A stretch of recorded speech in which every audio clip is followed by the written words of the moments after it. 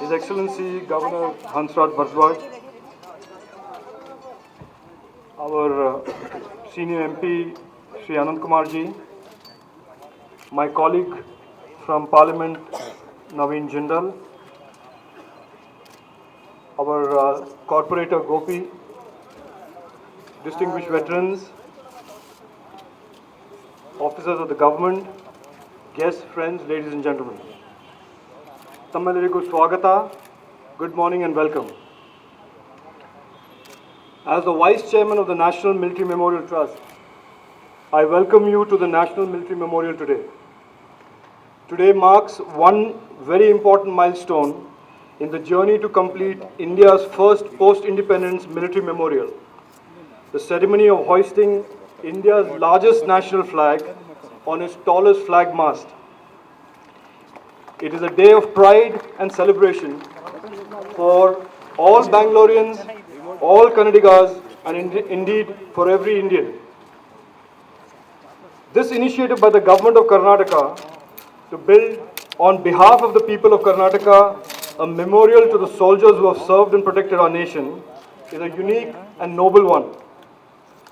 When work on the National Military Memorial is completed in the next few months, this will be, like I said, independent India's first military memorial, a fact that sometimes surprises many, given the many conflicts fought by our forces and many lives and limbs that have been lost and sacrifices made.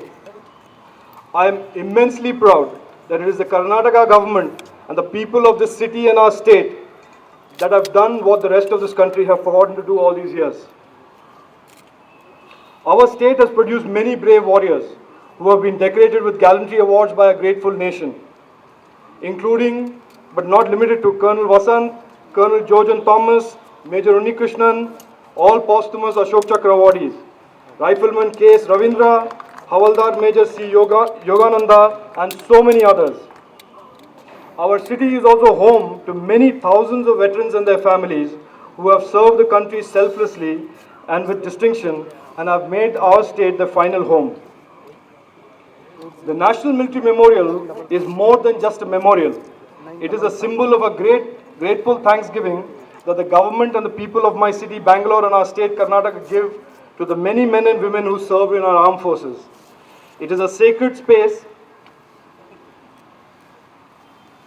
It is a sacred space for citizens to pay their respects to the brave men in uniform who risk life and limb in the line of duty and to honor their sacrifices. It is a place for families and descendants of those heroes to visit and remember with pride and honor the sacrifices their family members have made. It is a place that visitors to our city can visit and be inspired by the spirit of India and the government of our state.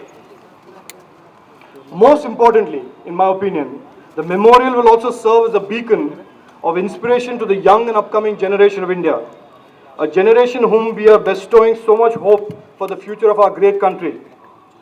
The memorial is a symbol of India, and a symbol of national service.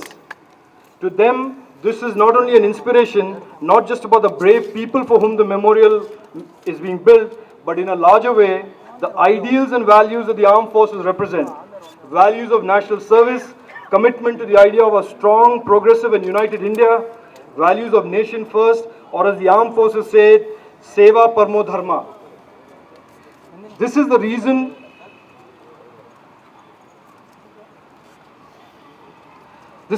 for such a memorial. It is to make all of us in civil society more familiar and connected to the armed forces.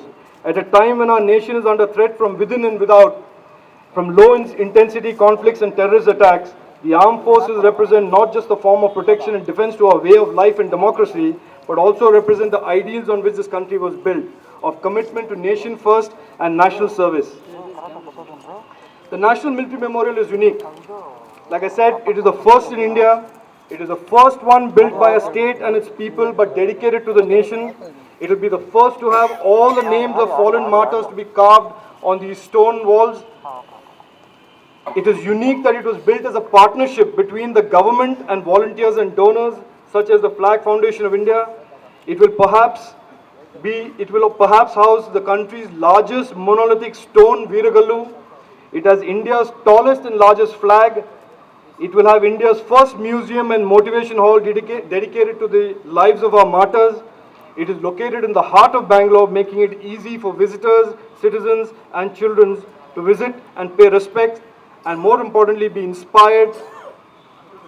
And finally, and most importantly in my book, it has seen support across the political spectrum in our state, a fact that should make all of us even prouder.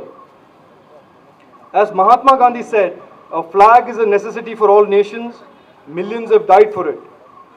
This flag, 210 feet flagpole on which the flag will be hoisted, is among the tallest in the country. The glorious tricolour that will be raised onto the mast today will be the largest flag hoisted in India, measuring a monumental 48 feet in width and 72 feet in height, weighing 32 kgs. The flag and the memorial blend seamlessly. The National Military Memorial being a place to honor the valor of those who protect this very flag. The beauty of this monumental flag rests not merely in the fact that it will fly 24 hours, 7 days a week, but that it will be illuminated at night, making it visible both day and night from across the city. I must take this opportunity to extend my gratitude to Naveen Jindal and his Flag Foundation of India, who has generously donated this monumental flag and the mast, and for his efforts at promoting the spirit of nationalism and patriotism. I thank the Home Ministry and the team at BDA for their support, especially the BDA for bringing this project this far and proving to everybody that they have the ability to build a beautiful memorial like this if given opportunities. I of course thank the Chief Minister and his government, but most importantly I thank His Excellency the Governor, whose unrelenting support for this memorial and for all his advice and lessons in history that I am deeply grateful for. I end with a quote by James Bryce, and I quote, "Patriotism consists not in waving the flag, but in striving that our country shall be righteous as well as strong," end quote. So I end by saying this: let us in our daily lives as citizens strive to not reduce the flag to mere symbolism, but to enumerate the ideals it embodies. This is a great flag of a great nation. I thank each of you for taking the time for being here this morning. It's a special day for all of us, made more special by your presence and support. Jai Hind, Jai Karnataka.